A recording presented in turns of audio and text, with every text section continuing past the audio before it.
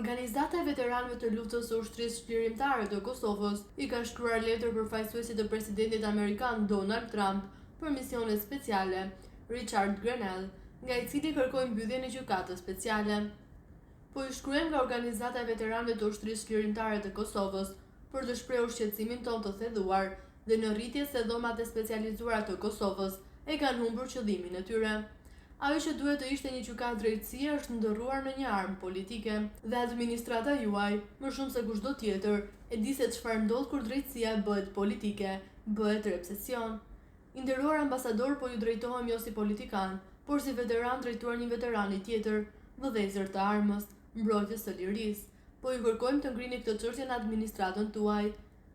Tatim paguesit amerikan nuk i kanë dërguar paratë e tyre të fituara me djers në Europë për të financuar një gjykatë që shkel vlerat me të cilat është ndërtuar Amerika.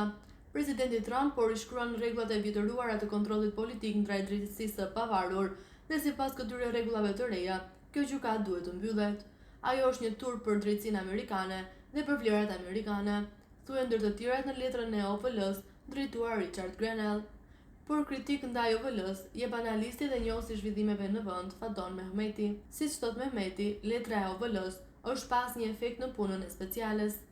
Organizata e veteranëve ka shërbyer dhe vazhdon të shërbejë si degë brendshme e PDK-s në rolin e zëdhënëses së saj karshi ndërkombëtarëve.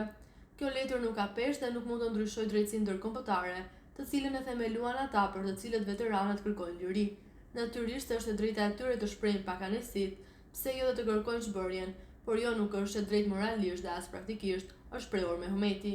Sipas tij, OVL-ja po kërkon një gjë të pamundur, zhbërjen e gjykatës speciale. Ai shton se pavarësisht letrës së drejtuar te Grenell, presidenti Trump nuk përfshihet në çështje të tilla. Trump nuk futet në këtë çështje, hipotetikisht edhe nëse tërhiqet SBA, pra vazhdon gjykata, ku dihet se BE jep diku mbi $700.000 për këtë gjykatë, pra ka fonde dhe njerëz të mjaftueshëm për ta çuar deri në fund gjykimin e fjalës. Shoqata e veteranëve le të tregojë në çfarë rasti është ndërruar kjo gjykatë në politike, mbase etnike po, por politike jo, ka shtuar Mehmeti. Janë pro që të protestohet dhe duhet, kur gjërat që ja vlen, por me kërkesa të tilla absurde vetëm sa dëshmojmë se nuk e njohim drejtsinë evropiane dhe kështu nuk i ndihmojmë askujt nga të akuzuarit.